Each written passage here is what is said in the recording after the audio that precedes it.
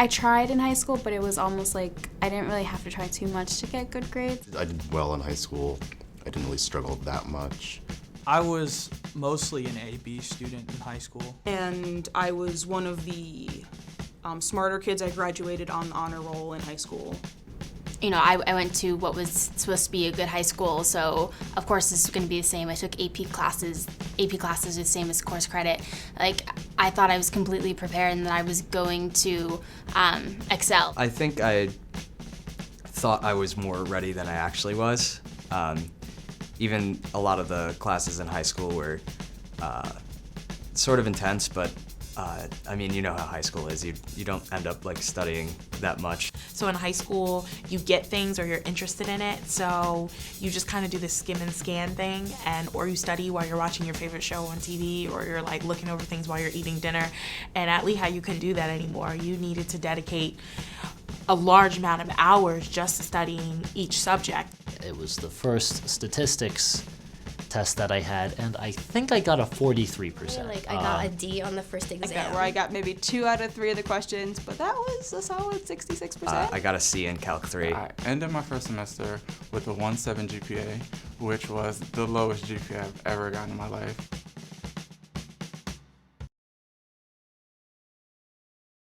Lehigh Lafayette Week, freshman year, and I'm still a part of the marching band, the Marching 97, and that week for the entire school is the most exciting kind of event-filled week. There's something going on every day, and the marching band itself had, 2 rehearsals and a rally off campus and a rally on campus and something Saturday night, something Friday night, and something just every single, maybe not every day, but 3 or 4 times that week that I was, supposed to be at or highly encouraged to attend. And meanwhile, I had this, this paper due and all this homework, and I was drowning, and I hadn't slept more than 3 or 4 hours each night. And English had never been something that I was too keen on. I liked the discussion, the classroom discussion. I liked reading on my own, but writing was not something I was good at. It took too long. It took too much nitty-gritty work. It wasn't just, here's a formula, plug in the numbers. It was really time-consuming and frustrating. I just remember it was like Wednesday or Thursday of that week where I was like, I give up. I could just sleep the rest of the week away and not care. But I went into the writing center because I had this appointment with my English professor, and she was like, okay, well, school is still important, and you can do this because, you made a whole bunch of great points in class, and I know that you've thought a lot about this. Okay, so let's look at your week. What do you have? You have this, and this band thing? Okay, which one of those are mandatory? Go to this one, go to that one. Don't go to the other ones. It's not worth it. You're too tired. You need to take care of yourself. Write this draft for me by Monday. Fix this one little thing. We'll talk again kind of next week, but just, do this, and this. Get through the week. Take care of yourself. I think my first mistake was that I took too many credits my spring semester, freshman year. I ended up taking like 20 credits.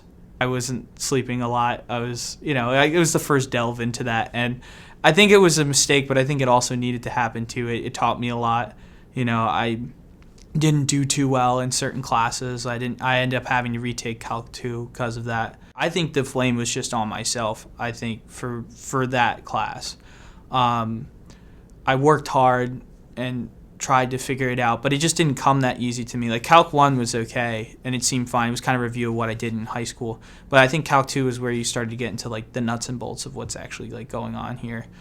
I realized that I need to take a step back. I need to really start learning like how to study and how to take notes, because a lot of times I'd maybe fall asleep in class because, again, I was so tired from that semester.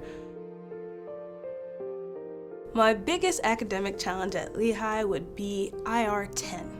That is world politics, and it's usually given to global studies and international relations students.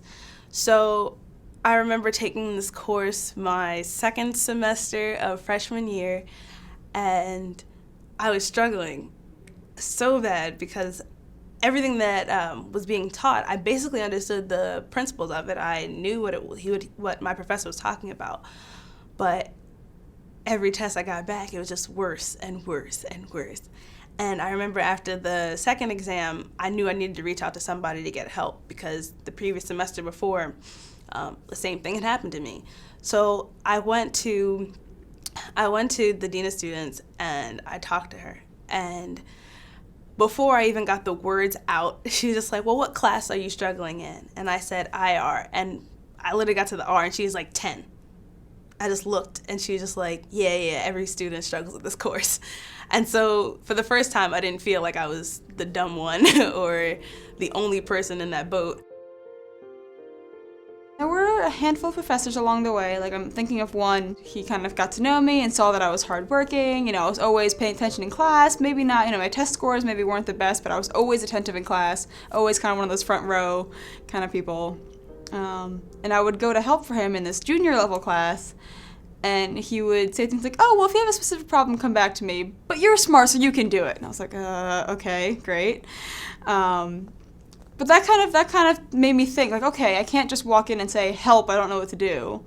But if I put a little bit of extra effort in, if I really kind of narrow down, oh, I do have questions on this and this topic, then they were more than willing to help. It was very easy to get help on, oh, this type of problem, great, let's do a couple examples, let's work through it, and kind of adjusting that studying and not just a general studying, but okay, figuring out just what I know and what I don't know. It's not all or nothing. It's, okay, I can work on this, then I can work on this, and then, okay, we'll fill in the holes as we go. There's a lot you need to consider. Like, why are you struggling?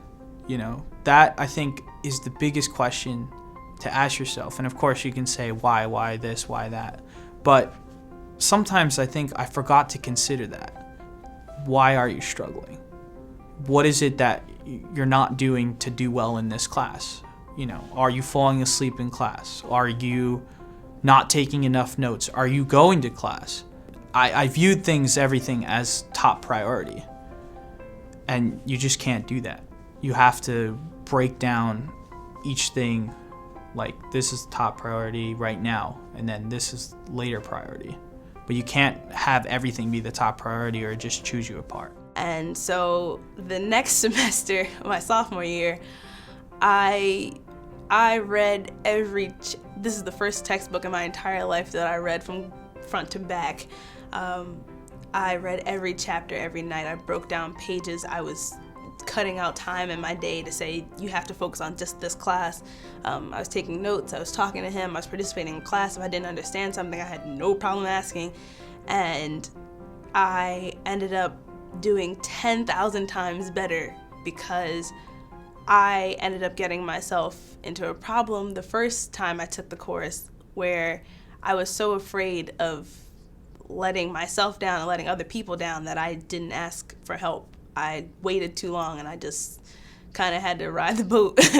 And I think that for me, when I learned that honesty and perseverance and determination were a bunch of things that I needed in order to succeed, my time at Lehigh academically has just shot up, and I think I found my system.